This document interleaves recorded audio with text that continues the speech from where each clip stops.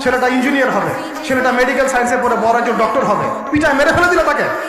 একটা মেয়েকে আপনি ঘরের মধ্যে ঢুকায় সারা রাত পিটাবেন, মেয়েটা কাঁদতে কাঁদতে বলছে আমার পায়জামা পর্যন্ত খুলে ফেলেছে টান দিয়ে। আল্লাহর কসম করে বলছে যদি কোনোদিন এরকম ক্ষমতা আমাদের কাছে আসতো, দিন বিচার করে দেখিয়ে দিতাম ইনশাআল্লাহ।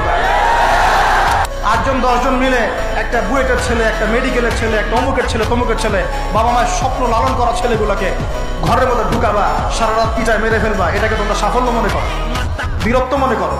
এই ছেলেগুলোকে জন্ম দিয়েছে যে পিতা মাতায়, এদের জন্য ধিক্কার আমার পক্ষ থেকে। এখন 10টা মেয়ে মিলে একটা মেয়েকেও পিটাচ্ছে, সুবহানাল্লাহ। তা আবার ইসলামিক বিশ্ববিদ্যালয়ের মতো। এই বিশ্ববিদ্যালয়টা ইসলামিক কে দিল? এটা ইসলাম?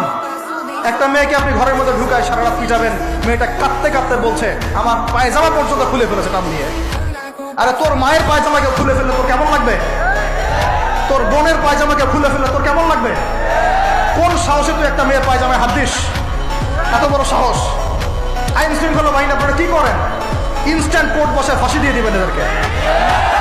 আল্লাহর কসম করে বলছি যদি কোনোদিন এরকম ক্ষমতা আমাদের কাছে আসতো, দিন বিচার করে দেখিয়ে দিতাম ইনশাআল্লাহ।